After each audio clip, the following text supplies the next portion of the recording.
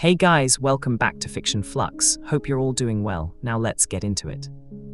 The first time a pro-hero bowed to Izuku Midoriya, it was not because they wanted to. It was because they couldn't stop themselves. And that was the part that terrified everyone.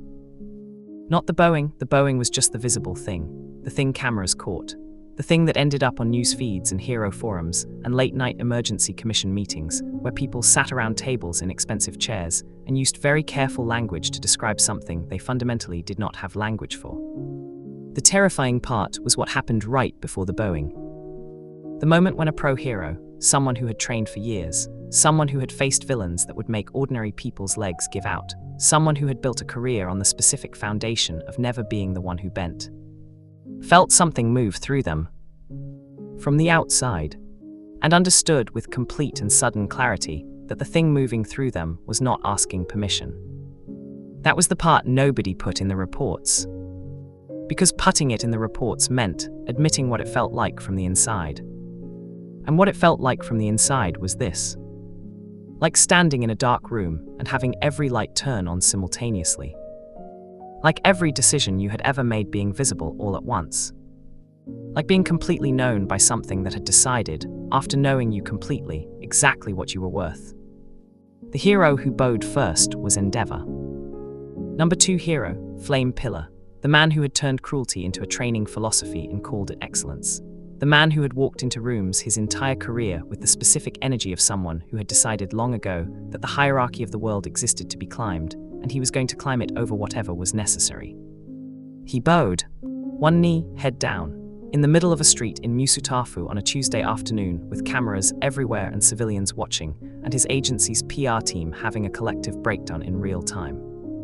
He stayed down for 11 seconds. He stood up. He walked away without explaining. He never explained.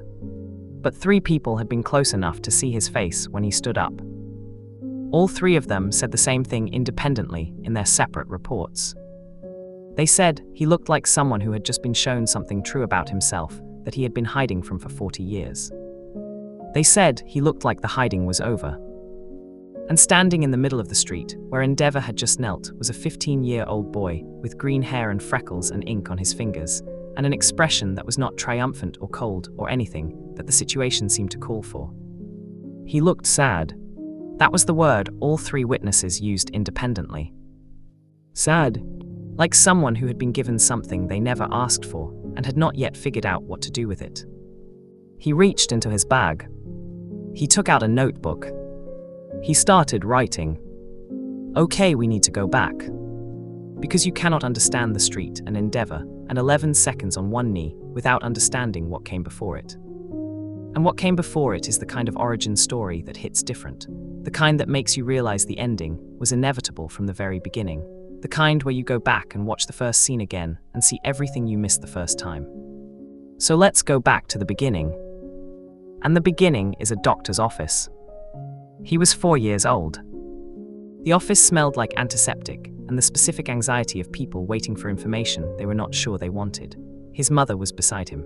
She had been holding his hand since they arrived, and her hand was warm in the way his mother's hands were always warm, and he was holding onto it with the complete trust of someone who had not yet learned that trust was a thing you could lose. The doctor said no additional joint in the pinky toe. His mother made a sound. He looked at the X-ray on the screen. He had been looking at it since the doctor put it up. He was 4 and he did not fully understand X-rays, but he understood the tone of the room, and the tone of the room was the tone of a door closing. He said, "What does that mean?" The doctor said, "It means you don't have a quirk, son." He looked at the X-ray. He said, "Yet." The doctor said, "I'm sorry." He said, "It means I don't have a quirk yet." His mother made another sound, different from the first one. The doctor said, "I understand it's difficult to hear, but..." He said, "But I don't have one yet." "Right, that's what it means. Not that I can't have one, just that I don't have one right now." The doctor looked at him, looked at his mother, looked at the boy who was 4 years old and sitting in the chair for devastating news with his back straight and his eyes clear, and a specific quality of attention that did not match the situation's expectations for a 4-year-old. He said, "It is very unlikely at this stage that..." He said, "Unlikely isn't impossible." Long silence. The doctor said, no, it isn't impossible. He said, okay. He looked at his mother. He said, it's okay, Mom. She was crying. He reached over and patted her hand with the complete sincerity of someone who meant it, and was also 4 years old. He said, I'm going to figure it out. She cried harder. He looked at the X-ray. He thought, I'm going to figure it out. He had always been someone who figured things out. This was not ego. This was the specific quality of a mind that processed problems differently than most minds, that encountered obstacles and immediately began mapping the territory of the obstacle rather than the feeling of encountering it. He was 4. He went home and opened the first notebook. The quirk arrived when he was 9. Not gradually, not with the specific slow emergence that most quirks had, the first signs at 4, the development through early childhood, the classification by age 6 or 7, not like that. Like a switch. One morning he woke up and the world was different. Not visually, not in any way he could immediately name, just different in the specific way that things were different when a fundamental parameter of your existence had changed overnight. He lay in his bed and looked at the ceiling and felt the difference without being able to describe it. He got up. He went downstairs. His mother was in the kitchen making breakfast. He looked at her, and the world opened up. Not literally, not physically, but something in his perception, something that had not existed the night before and existed now completely, as if it had always been there and he had simply not had access to it. Something opened and showed him his mother in a way that no human being was designed to see another human being. He saw her completely. Not her surface, not her expression or her posture or the signals that people sent consciously and unconsciously in their daily movement through the world. He saw underneath all of that, the structure of her, the full, unmanaged, unperformed reality of who she was. He saw her love for him, specific, total, the kind of love that had been choosing him every day for 9 years without asking for anything back. He saw her fear, the fear she kept from him carefully, the fear about money and futures and a world that had told her son he was nothing and which she was terrified had been right. He saw her loneliness, the specific loneliness of someone who was doing something important and necessary alone. He saw 37 other things that he would spend the next week writing about. He stood in the kitchen doorway and saw all of this in approximately 4 seconds. He burst into tears. His mother dropped the spatula. She said, Izuku, baby, what's wrong? He said, nothing, you're so, Mom, you're so. He didn't have the words yet. He would spend the next 11 notebooks finding them. He crossed the kitchen and he hugged her with his whole small 9-year-old body, and she hugged him back and he felt, against his face, her surprise and her warmth and her love and all 37 of the other things he had seen. He said, I got my quirk. She held him tighter. She said, what does it do? He thought about the 4 seconds in the kitchen doorway. He said, I can see people. She said, you could already see people. He said, not like this. The classification of what he had took 3 specialists, 2 months, and 1 extremely memorable afternoon, where the 3rd specialist sat down in the middle of her own assessment and looked at her notes and said, I need a minute. He sat across from her while she took the minute. He could see her, the full version, the structure of her. He waited politely. She collected herself. She said, what I'm looking at is not in the classification database. He said, I know. She said, the closest existing categories would be perception-type telepathy, adjacent, or emotional reading, or enhanced empathic reception, but none of those are accurate because what you're describing goes significantly beyond any of those frameworks. He said, yes. She said, you see the complete internal reality of people. He said, I see what they actually are, not what they present, what they are. She said, always. He said, since I woke up that morning, yes, always. She said, that must be. She stopped. He looked at her. She said, I was going to say overwhelming, but I realized that's an assumption. Is it overwhelming? He said, it was at first. I had a notebook system by the end of week 2. She said, a notebook system. He said, for managing the input. I write down what I see. Writing it down moves it from immediate experience to recorded data, and then I can process it at the speed I choose instead of the speed it arrives at. She looked at her notes. She said, you developed a self-management system in 2 weeks, at age 9. He said it needed some refinement. The current version is better. She said, how many notebooks? He said, 7 so far, I'm writing fast. She looked at him with the expression he had learned to recognize on adults who encountered him, and found the encountering required adjustment. She said, and the other component? He said, yes. She said, the effect on others? He said, yes. This was the part that was harder to classify, harder to describe, the part that the 3 specialists had been most careful with in their language and most uncertain about in their conclusions. Because seeing people completely, seeing the full internal structure of who they were was remarkable, unprecedented, a classification challenge. But it was not the sinister part. The sinister part was what happened to people when he used it fully. When he looked at someone with the complete deployment of what he had, not the passive reception that was always on, the active directed focus, something happened to them. Something they could not resist and could not prevent, and which left them changed after. They became visible to themselves. What he saw of them, they saw of themselves. The same complete, unmanaged, unperformed truth. For most people, this lasted between 30 and 90 seconds. For most people, this was the most significant 30 to 90 seconds of their lives. Because most people spent their entire existence carefully, not seeing themselves completely. The management of self-perception was one of the primary cognitive activities of being a human being, the ongoing editing of what you allowed yourself to know about yourself, the specific pruning of self-awareness that made daily functioning possible.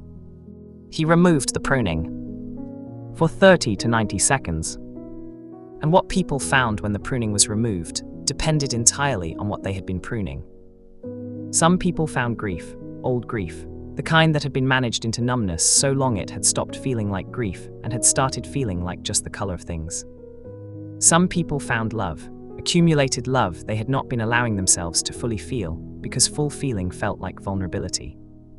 Some people found shame, the specific architectural shame of someone who had built their life in a particular direction and understood, in 30 to 90 seconds, that the direction had not been right. And some people, the ones who had been doing significant pruning for significant amounts of time, some people found themselves looking at the distance between who they were and who they had been telling themselves they were. And the distance was very large. And they knelt, not because he made them kneel, because the truth of themselves was too heavy to stand under. He had not known this was going to happen. The first time it happened, he had been 11 years old, and it had been a classmate who had been cruel in the specific elaborate way that children were cruel to the quirkless kid. He had been trying to understand the cruelty through the perception, trying to see it clearly, to trace the mechanics of it, and he had accidentally deployed the full focus. The classmate had gone very still. And then he had cried. For 4 minutes straight. And then he had looked at Izuku with an expression that had no category in the language of middle school social dynamics. And then he had said, I'm sorry. Just like that. Unprompted, uncoerced. I'm sorry. He had gone home that night and written 6 pages. The first line of the 6 pages was, I need to understand what just happened. The last line was, I am not going to use this on people without understanding it completely first. He had underlined the last line. He had kept that promise for 4 years. Which meant by the time he was 15, the only people who had experienced the full focus were one classmate who had apologized, and a succession of carefully chosen research scenarios that he and Dr. Ishida, the 3rd specialist, the one who had needed a minute, had designed together to build his understanding of the mechanism. He had 15 notebooks on the mechanism. He understood it as well as anyone could understand something that existed in exactly one person on Earth. He understood that it showed people the truth. He understood that truth had weight. He understood that what people did with the weight depended on what they were made of underneath the management. He understood that what they were made of underneath the management was not his to judge. This was the most important thing he understood, and it was the thing he had written most about across 15 notebooks. He wrote, I can see what people actually are. I cannot tell them what to do with what they actually are. Those are different things. The seeing is mine. What they do with the seeing is theirs. He wrote, the moment I start deciding what they should do with it, I have stopped seeing them and started using them. He wrote, I will not use people. He wrote it at the top of every new notebook. He had written it at the top of 15 notebooks. He met All Might at 15. Rooftop, the specific coincidence of a patrol route, and a boy who had been mapping patrol routes in Notebook 11 as a hero analysis project. He asked the question, not can someone quirkless become a hero? He had never been quirkless. He had been quirkless classified for 9 years and then not. He asked, can someone with something people are afraid of become a hero? All Might had looked at him. He had looked at All Might. And then, because the perception was always on, always processing, and he had been looking at heroes his whole life and had been building toward this question for 6 years, he saw All Might completely. The full version. Not the hero, the person. He saw Toshinori Yagi, the man underneath the symbol, the specific weight of being the symbol of peace and the specific loneliness of carrying that weight in a body that was failing. The love for what he did that was still real after everything. The fear, genuine fear, present right now, not managed fully because even All Might could not manage everything, the fear that he was running out of time and the world was not ready for that. He saw all of it in 4 seconds. He did not deploy the full focus. He had learned to distinguish between seeing and showing. The passive perception was his. The active deployment was a choice. He chose not to. He just saw. And All Might saw him seeing, and something in the symbol of peace, recognized something in the green-eyed 15-year-old on the rooftop. Something that had been waiting for this specific kind of seeing. All Might said, yes. Not qualified, not with conditions attached, not with the specific careful management of a public figure protecting their brand. Just yes. He said, yes, someone with something people are afraid of can become a hero, has to become a hero, because the things people are afraid of don't stop existing because people are afraid of them. Someone has to hold them and point them in the right direction. He said, do you want to point yours in the right direction? He thought about 15 notebooks. He thought about, I will not use people. He said, yes, but I need to do it correctly. I need to understand what I have completely before I deploy it. All Might said, how many notebooks? He blinked. All Might was smiling. He said, I could see you calculating. You have a documentation system. He said, 15 notebooks. All Might said, I think you're already doing it correctly. He transferred one for all. And then there were 2 things in Izuku Midoriya, and the relationship between them was the most interesting thing he had ever written about. UA was different from everything that had come before. Not harder, he had been managing the perception since he was 9 years old, and hard was something he had calibrated against a different baseline than most people. Different because of the density. 20 extraordinary people in one room and the perception, always on, and the full internal reality of all of them available to him at the passive reception level simultaneously. He had a new notebook system before the first week was out. He wrote in it constantly. He wrote Bakugo Katsuki. The anger is real, but it's not the primary thing. The primary thing is a terror so deep he has converted it entirely into aggression, so he never has to feel the terror directly. He is afraid that the extraordinary will stop being true. He is afraid that without the extraordinary he is nothing. This is incorrect, but the incorrectness doesn't make the fear less real. He wrote Todoroki Shoto. He is carrying something that isn't his. The weight of it has become so familiar he has started to mistake it for himself. It is not him. The person underneath the carried weight is someone I find I want to know. He wrote Yurako Chako.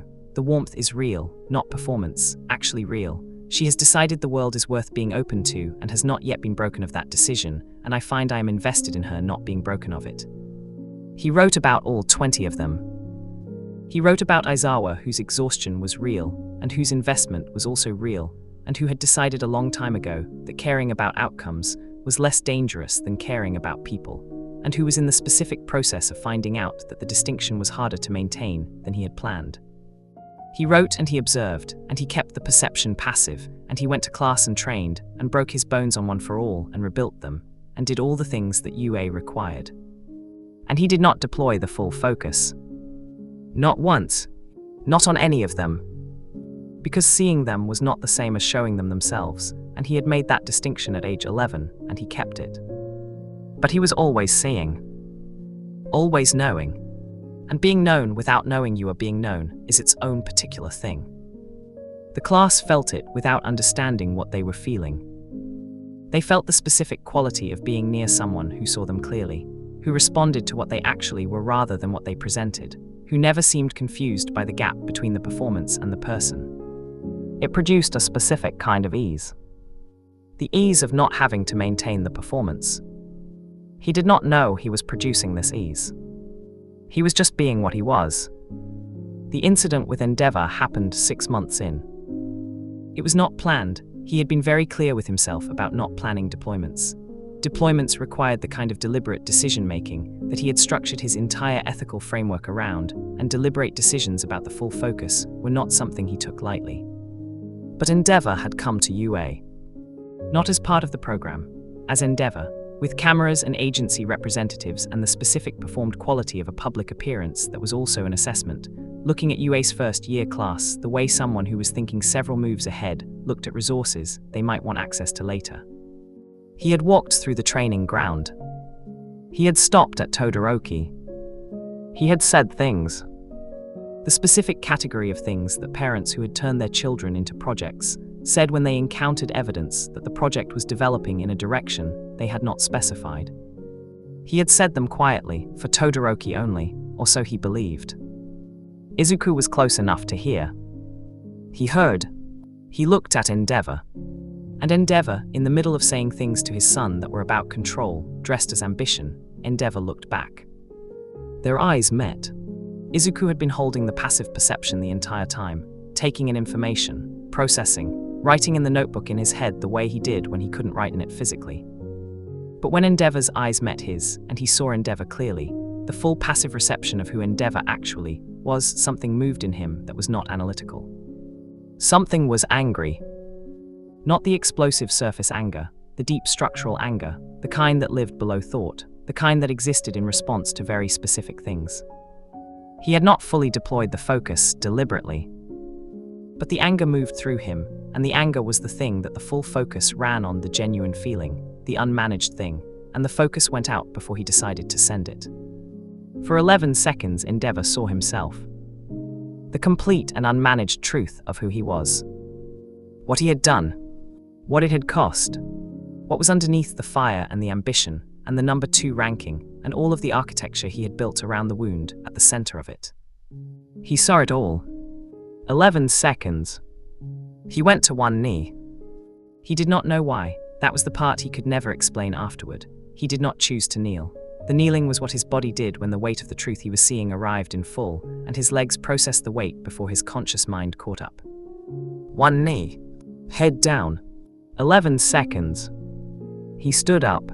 He walked away. He did not explain.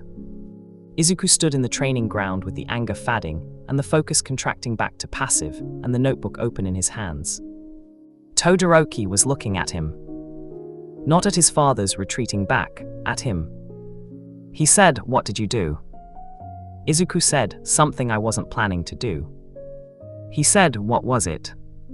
Izuku said, "I showed him what he was." Todoroki was very still. He said, "What did he see?"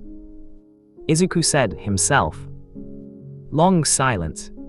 He said, "Was it true, what he saw?"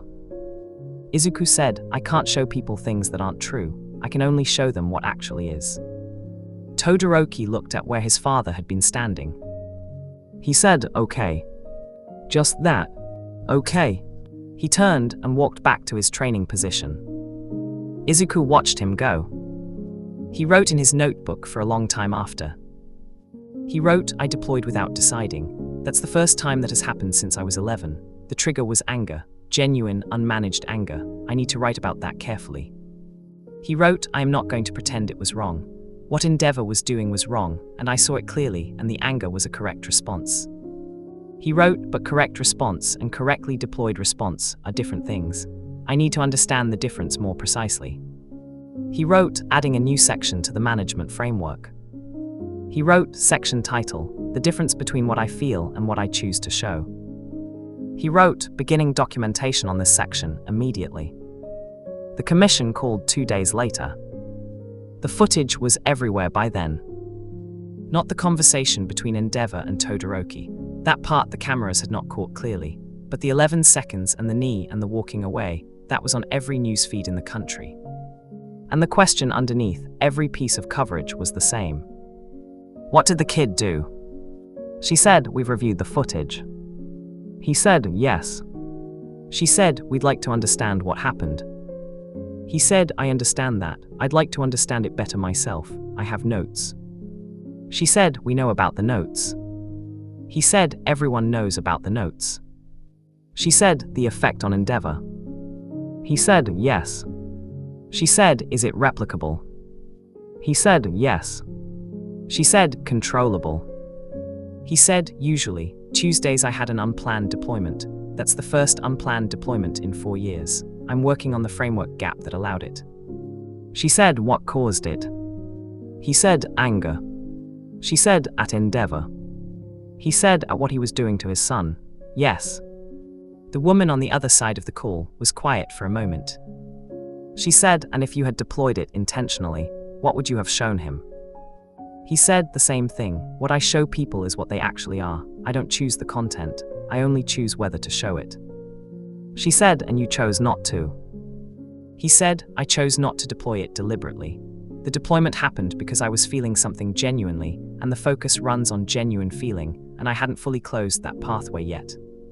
She said, but the content. He said, was true, yes. Long pause. She said, that's what makes this complicated. He said, I know. She said, you can make the number 2 hero kneel in the street without physically touching him. He said, yes. She said, and what he kneels to is the truth of what he is. He said, yes. She said, we can't classify that as an attack. Nothing was attacked, he was not harmed, he was shown something. He said, correct. She said, but we also can't classify it as neutral. The effect is significant. He said, I know. She said, what do you classify it as? He thought about 15 notebooks.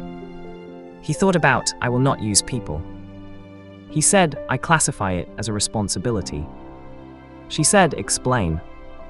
He said, I can see what people actually are. I can, under the right conditions, show them what they actually are. The seeing is always happening.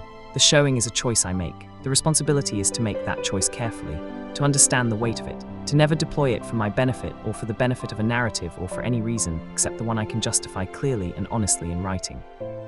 He said, I write down every deployment and every reason, and I would show you those records if you want them. She was quiet. She said, you document the reason every time. He said, every time. She said, in writing. He said, in writing, because writing is honest. Because the act of writing something down requires you to use precise language, and precise language is harder to manipulate than thought. She said, and the Endeavor deployment. He said, is documented. The reason is documented. The trigger is documented. The framework gap is documented, and I'm working on closing it. She said, what does the documentation say the reason was? He said that I saw someone using a person they were responsible for as a vehicle for their own unresolved ambition, and the anger I felt was real, and the deployment happened through the anger. He said, and that the content of what he saw was true. He said, and that true things sometimes need to be seen, even when the method of delivery was imperfect. Long pause. She said, you're 15. He said, I know. She said, you documented all of that at 15. He said, I started the documentation at 9. She said, how many notebooks? He said, 17 now. The Endeavor incident started a new one. She was very quiet. She said, we'd like to meet with you in person. He said, I have a list of conditions for that meeting. She said, of course you do. He said, they're reasonable conditions. She said, I imagine they are. He said, should I read them now or send them in writing? She said, send them in writing. He said, they'll be in your inbox in an hour. She said, who helps you with? He said, I write them myself. She said, you're 15. He said, you keep saying that. She said, because I keep finding it difficult to reconcile with what I'm encountering. He said, I've been encountering the same difficulty since I was 9. You get used to it. She made a sound that was not quite a laugh. She said, send the conditions, we'll review them. He said, okay. He ended the call. He opened notebook 17. He wrote first commission contact. Tone was cautious but not hostile. They're trying to find the category for what I am. They won't find it in the existing database. I should write them a new entry. He wrote, adding that to the list of things to do. He wrote, the list is getting long. He drew a small star. The pro-heroes came one at a time after Endeavor. Not to confront him, not officially. The Commission had not sanctioned any response, and the hero agencies were navigating the specific complicated territory of something they did not have a precedent for. They came quietly, individually, in the margins of training sessions and campus visits, and the specific informal channels that existed in the hero world beneath the official ones. They came because word had gotten around. Not about the power level, not about the technique or the classification or any of the things that the Commission reports described. Word had gotten around about what it was like. What it felt like to be seen that way. The 30 to 90 seconds. The pro-heroes who came were not the ones who feared it. The ones who feared it stayed away and said nothing publicly and managed their fear the way they managed everything, by pretending it did not exist. The ones who came were the ones who had heard about Endeavor getting up from the knee and walking away and not explaining, and who had looked at that story and felt something that was not fear. Something that was closer to, what if? What if 30 to 90 seconds? What if being seen completely? What if the distance between who you were and who you had been telling yourself you were turned out to be smaller than you thought? Or larger? Either way, what if you knew? They came and they found a 15-year-old boy with notebooks who saw them the moment they arrived and who said, I know why you're here, and who said, I need you to understand what this is before I do anything, and who read them the section of Notebook 12 that described the mechanism, and the Notebook 13 section on the ethical framework he had developed, and who answered questions for as long as they had questions.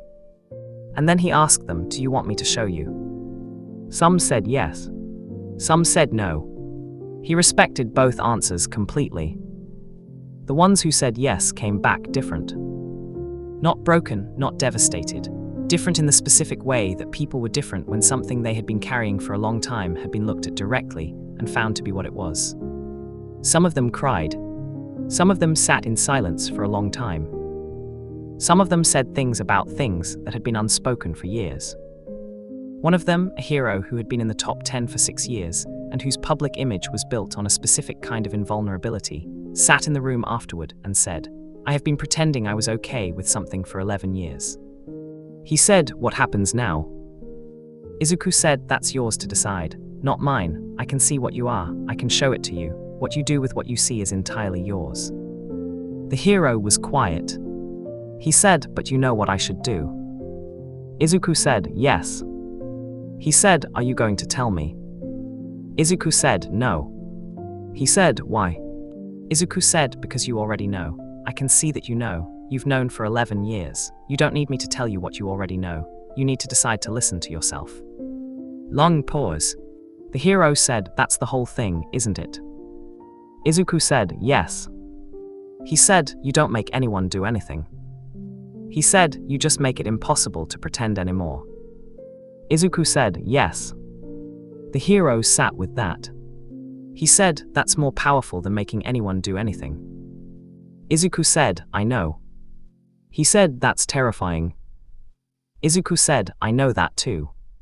The hero looked at him. He said, what do you want to be? Izuku said, a hero. He said, why?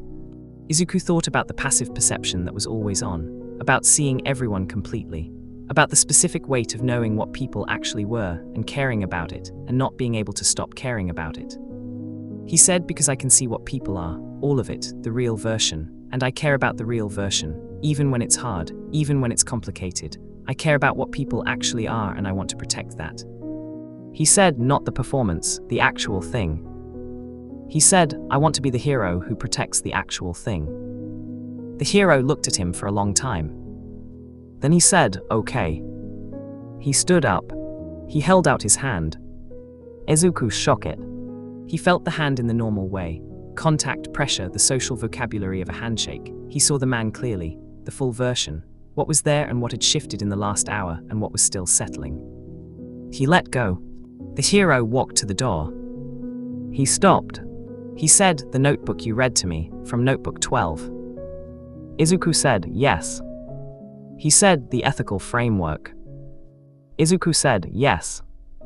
He said, I've been a pro hero for 14 years, and I don't have an ethical framework documented anywhere. He said, I'm going to fix that. He left. Izuku wrote about it. He always wrote about it. The year ended, and the year did not end in the way that years did not end when they had created things that kept going. He was on the roof. Notebook 17 open, pen in hand, the city doing the summer thing below him, one for all warm in the specific way it was warm, and the perception open at its passive level taking in everything. Uraraka came up, her spot, the one she had made hers by choosing it enough times. Todoroki, his spot. Ida, sitting with the precise posture he used when he was being deliberate about something. Aizawa last, who had been coming to the roof more frequently in the second half of the year and had never explained why, and whom Izuku could see clearly enough to not need the explanation. They sat. He wrote. At a certain point, Uraraka said, "What are you writing?" He said, "Everything." She said, "About us." He said, "About all of it today specifically. This, the summer, the year." She said, "What does it say about today?" He thought about what he was writing. He read, last day of first year, roof, the usual people in the usual spots. He read, the perception is running at passive level. Everyone up here is visible to me the way they have been visible to me since September. I know what they are, the full version. He stopped. He looked at them. He said, "I'm going to read you something, and I need you to know that I am not deploying anything.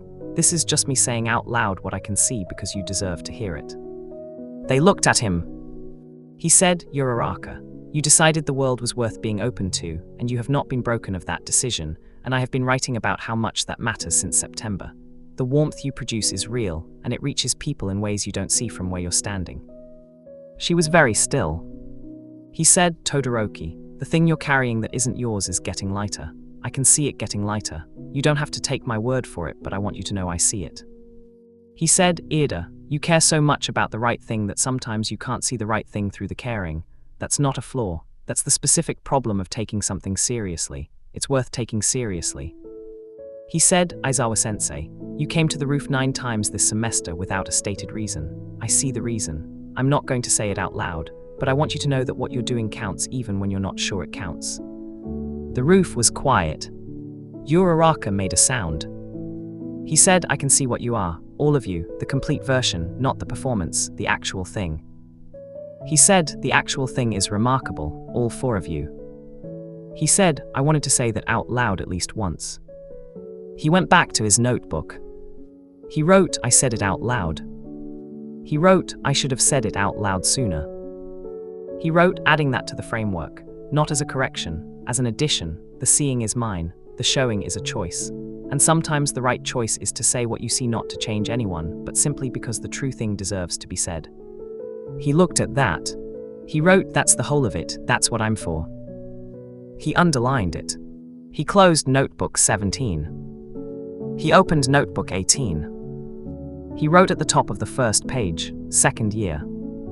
He wrote under it, "I will not use people." He wrote under that, "I will see people." He wrote under that, "I will say what I see." He looked at the 3 lines. He kept all 3. He began. And that is the story of how a boy who could not stop seeing people became the most powerful and most terrifying and most necessary person in the hero world. Not because he made anyone kneel. Because he made it impossible to hide. And in a world built on performances and rankings and the specific architecture of managed public images, the person who could see through all of it was either the most dangerous thing alive or the most important.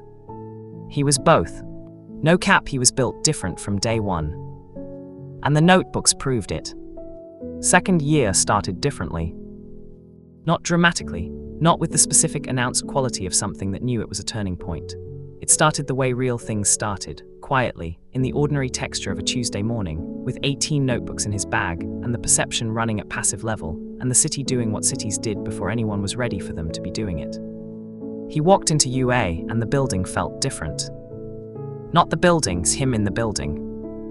He had been trying to find the precise language for this since the last day of first year on the roof. He had 4 pages of attempts. None of them were exactly right. The closest he had gotten was this. First year I was learning what I was in this place. Second year I know what I am in this place. those are different experiences of the same location. He wrote this on the first page of Notebook 18. He underlined it. He went to class. The first thing that was different in second year was Bakugo. Not different in the dramatic sense, not a transformation. Bakugo did not do transformations. What Bakugo did was the specific incremental adjustment of someone who had encountered something they couldn't fully process and had been processing it at depth for 3 months and was now operating with the output of that processing without having announced that any processing had occurred. He sat across from Izuku at breakfast on the third day of second year. No preamble, no announcement, just sat down. Izuku looked at him. He could see him, the full passive reception, what Bakugo actually was underneath everything he was always performing. He did not look away. Bakugo said, "You're doing the thing." Izuku said, "I'm always doing the thing, you know that." Bakugo said, "Yeah." He picked up his chopsticks. He said, "What do you see?" This was new. In the entire first year, Bakugo had never asked that question, had never come within conversational distance of that question, had in fact organized a significant portion of his interactions with Izuku around the specific avoidance of anything that acknowledged what the perception was or what it might be seeing. Izuku said, "Are you sure you want me to answer that?" Bakugo said, "If I wasn't sure, I wouldn't have asked." Izuku looked at him. He said, "I see someone who has been running on fear for so long that he genuinely can't feel where the fear ends and where he begins anymore. And I see someone who is starting to suspect that this is a problem." Bakugo ate his rice. He said, "Starting to suspect." Izuku said, "You sat down at my table voluntarily at 7 in the morning. I think you're past suspecting." Long silence. Bakugo said, "The thing you do, the full deployment." Izuku said, "Yes." He said, "Have you ever done it on me?" Izuku said, "No." He said, "Why not?" Izuku said, "Because I never decided to, because you never asked, because the full deployment is a choice I make deliberately, and I have not had a reason to make it with you that I could justify in writing." Bakugo said, "In writing?" Izuku said, "I document every deployment and the reason. If I can't write a clear justification for the reason, then I don't deploy it." Bakugo looked at him. He said, "You have that level of self-control over something that goes out through genuine feeling." Izuku said, "I've been working on that specific framework since the Endeavor incident. 11 months of refinement." He said, "I won't say it's perfect, but it's significantly better." Bakugo was quiet. He said, "What would the justification be if you did it on me?" Izuku considered this carefully. He said, "The justification would have to be that showing you would help you. Not help me understand you, I already understand you, help you, and right now I don't think showing is what would help." He said, "I think talking is what would help." He said, "Which is what we're doing." Bakugo looked at his food. He said, "This is the most I've talked to you since we were kids." Izuku said, "I know." He said, "It's annoying." Izuku said, "I know." He said, "I'm going to keep doing it anyway." Izuku said, "I know that too." Bakugo made the sound he made when something was exactly as he expected, and he was not going to admit he expected it. He ate his breakfast. Izuku wrote 3 lines in Notebook 18. He wrote, Bakugo sat down, he asked questions, he stayed. He wrote, something shifted over the summer that I don't fully have language for yet. He wrote, I think this is what it looks like when someone decides to be honest with themselves, not the dramatic version, the Tuesday morning breakfast version. The second thing that was different was the commission. They had been building towards something since the Endeavor incident. He had felt it in the quality of their communications, the specific shift from cautious to purposeful, from trying to classify him to trying to figure out how to work with what he was.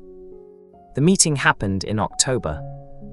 Same room, same chairs, Tsubasa across the table with a file that was thicker than the last one. Different energy. He said, we've been reviewing the framework you provided. Izuku said, Notebook 12, Section 4.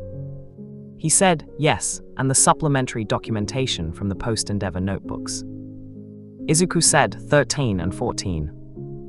He said, we'd like to propose a formal arrangement. Izuku said, I'm listening.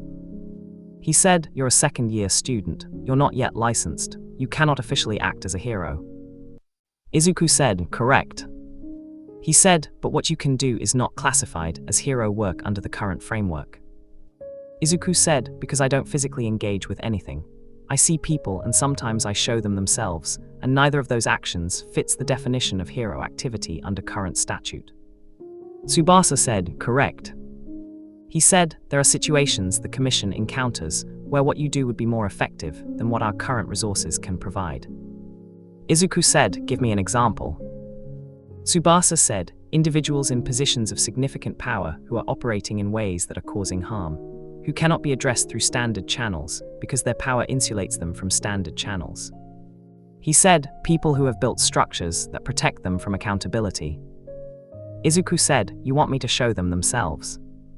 Tsubasa said, we want to know if you would be willing to, under specific circumstances, with full documentation, and with a clear ethical framework governing the decision.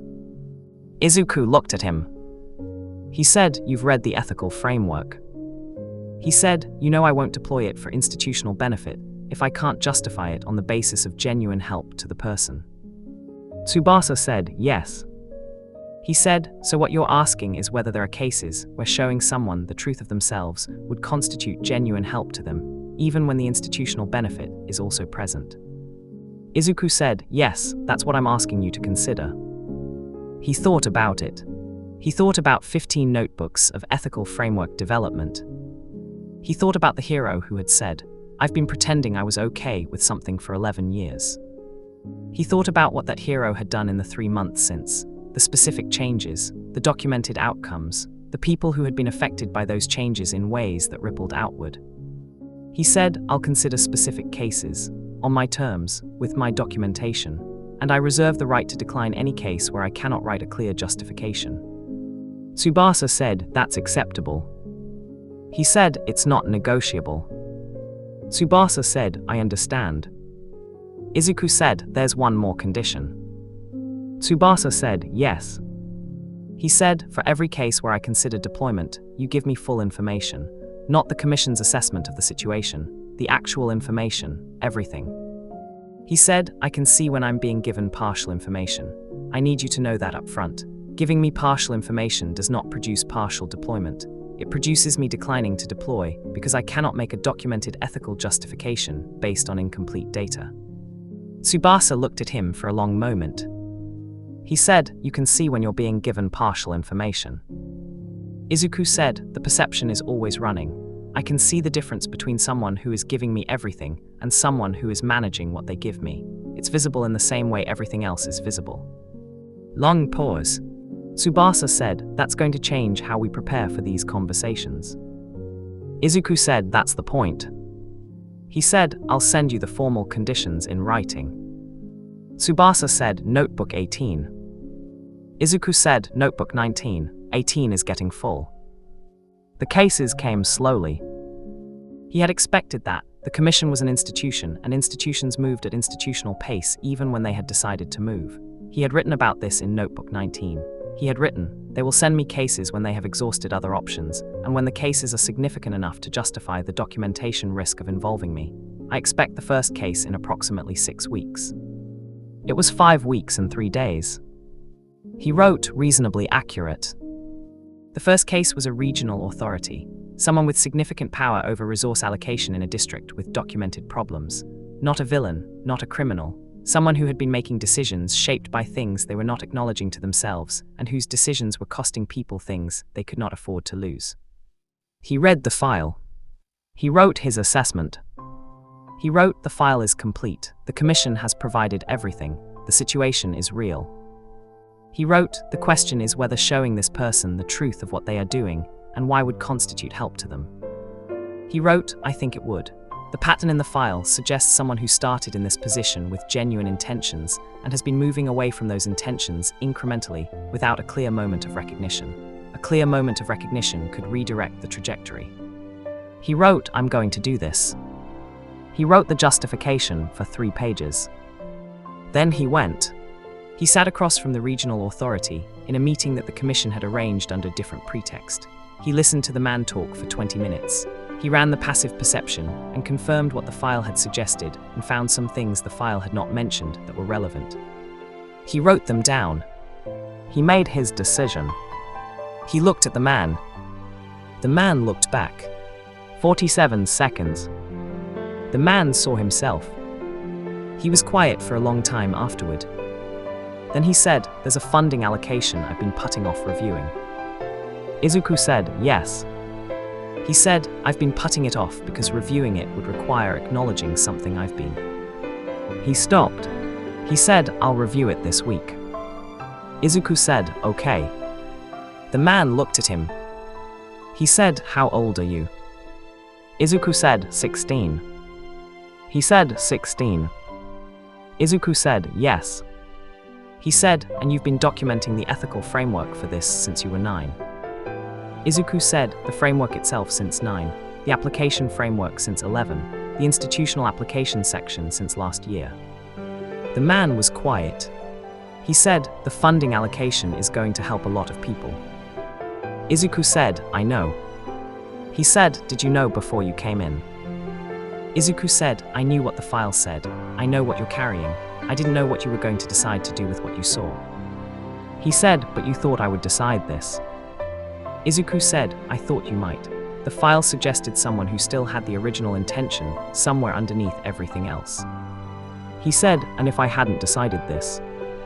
Izuku said, "Then I would have written about it and added it to the framework and figured out what it meant." He said, "You would have been okay with that outcome." Izuku said, "The seeing is mine.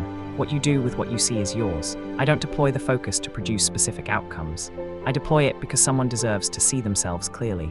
What they do after that is their decision and their responsibility." The man looked at him for a long moment. He said, "That's a remarkable position for someone with what you have." Izuku said, "It's the only position I could justify in writing." The man laughed, small and surprised.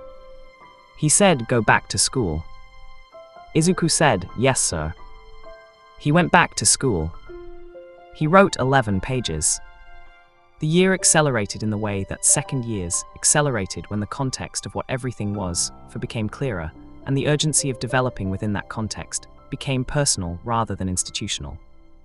He trained, one for all developing in the specific direction. It developed when the person holding it understood what they were holding and treated it accordingly, not recklessly, not with the desperate overextension of someone trying to prove something. With care. The perception and one for all had developed their own relationship over the year since the transfer. He had been writing about it since Notebook 16. He wrote, "They are not fighting each other for space. The perception shows me what is true in a situation. One for all gives me the capacity to act on what is true. They are pointing the same direction." He wrote, "I think that's why the transfer worked on the 17th attempt. The infinity," he crossed this out. He had borrowed the word from a story he had read. It was not the right word for his thing. The perception recognized one for all as something pointing the same direction. He wrote, "Things that point the same direction can coexist." He used this as a metaphor in several other notebook sections. The cases continued, slowly, carefully, each one documented thoroughly, each one justified before he agreed to it. He declined 4 cases in the first 6 months of the arrangement because he could not write justifications he was satisfied with. The commission had been frustrated by 2 of the declines. He had sent them the incomplete justifications and explained exactly what was missing. They had found the missing information. One of the cases he had declined became a case he accepted when the information was complete. The outcome of that one had required an entirely new notebook section. He wrote, section title, "What happens when the truth someone sees is not what anyone expected it to be." He wrote, "The person in case 7 saw something in themselves that the commission did not predict, and which I had not fully predicted from the file." He wrote, "They saw grief, old grief, not guilt, not shame, not the architectural self-justification I had expected from the pattern in the file. Grief, for something they had lost decades ago that I did not know was the foundational thing until I was in the room." He wrote, "The grief changes the picture completely. The decisions that looked like corruption looked different when understood as decisions made from a grief state." He wrote, "I need to think about this carefully." He thought about it for 12 pages. He concluded, "The truth being different from the expected truth does not change my responsibility. My responsibility is to what is actually true, not to what the commission expected, or what the file suggested, or what I predicted." He concluded, "This is why the documentation is not optional. This is why the justification has to be written before and not after, because before is when honesty is structurally enforced. After is when rationalization becomes possible. He wrote this on a new page with space around it. He underlined it twice. The conversation with Aizawa happened on a February roof.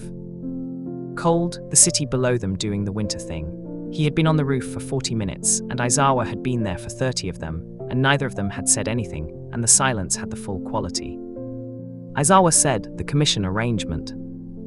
Izuku said, "Yes." He said, "I know about it." Izuku said, "I know you know." He said, "Nezu told me in September." Izuku said, "I know." Aizawa said, "You knew I knew." Izuku said, "You came to the roof the day after Nezu told you. You had the specific quality of someone processing new information about someone they were already watching." Aizawa said, "The specific quality." Izuku said, "I see people, it's detailed." He was quiet. He said, "How many cases?" Izuku said, 7 accepted, 4 declined. He said, "And the 4 declined?" Izuku said, "Incomplete information or insufficient justification. I sent the commission what was missing in each case. 2 of them provided the missing information and became accepted cases." He said, "And the other 2?" Izuku said, "They couldn't or wouldn't provide what was missing, so they stayed declined." Aizawa said, "They accepted that." Izuku said, "They didn't have a choice. The conditions of the arrangement specify that declined cases are final unless new information is provided. They agreed to those conditions before the arrangement started."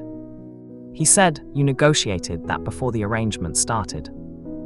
Izuku said, "I negotiated all of it before the arrangement started. That's why there's a notebook on it."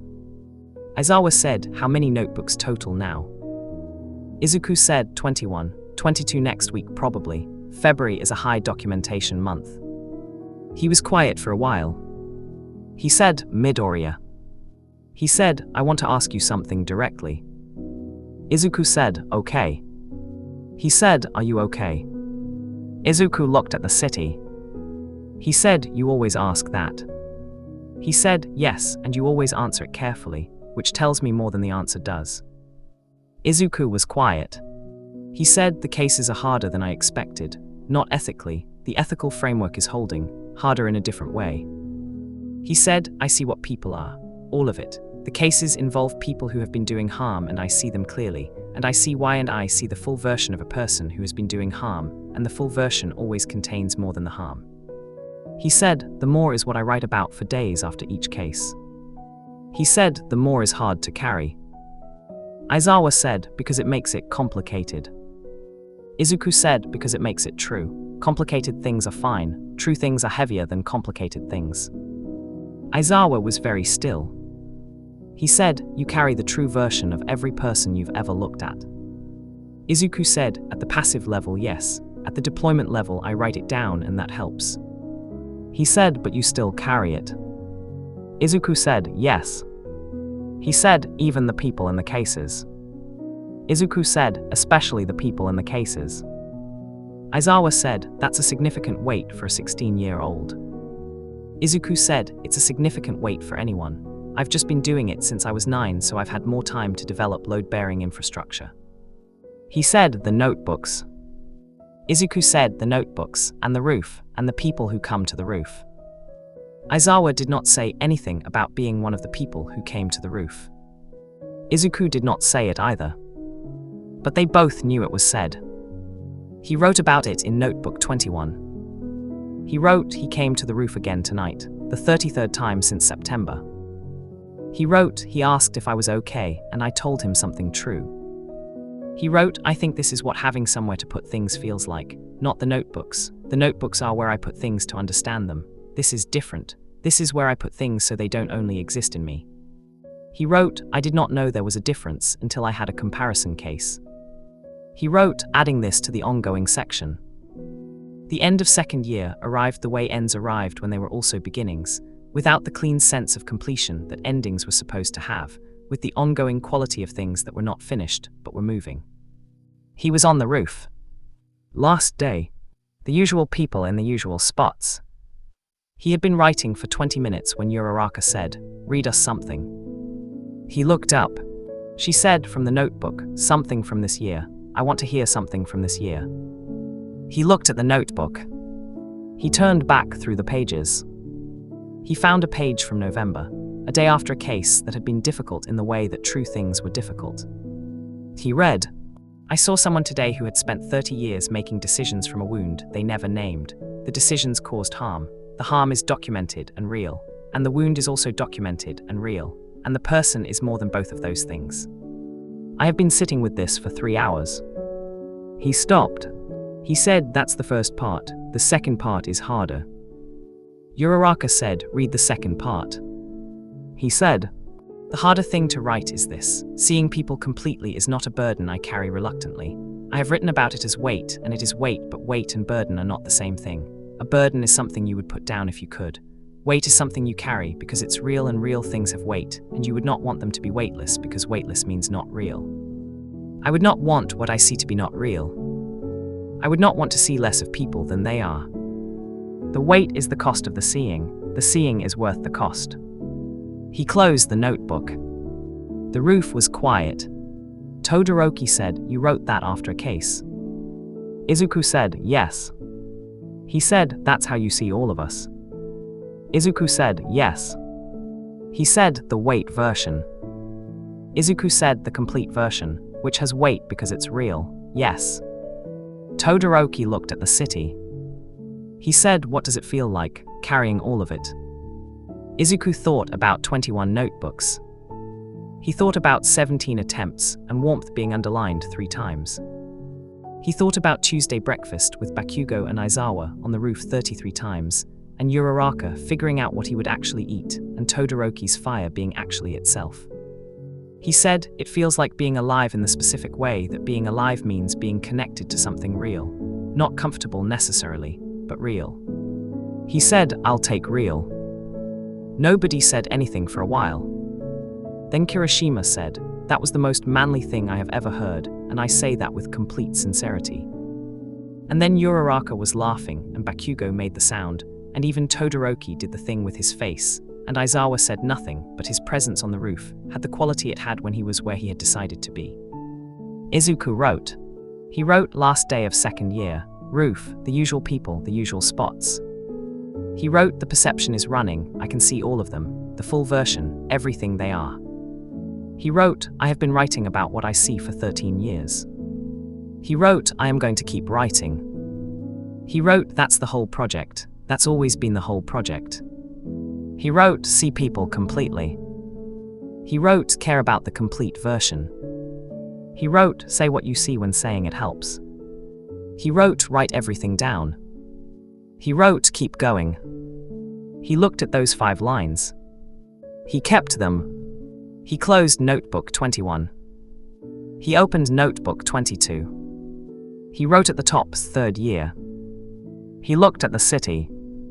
He looked at the people on the roofs. The perception ran at its passive level, showing him everything they were. He saw it all. He cared about all of it. That was the whole thing. That had always been the whole thing. He began. And that is the complete story of Midoriya Izuku, the boy who could not stop seeing people, who built a notebook system at age 9 and an ethical framework at 11 and kept refining both for the rest of his life, who made pro-heroes kneel not because he forced them, but because he showed them the truth they had been running from, who decided that seeing people completely was not a power to use.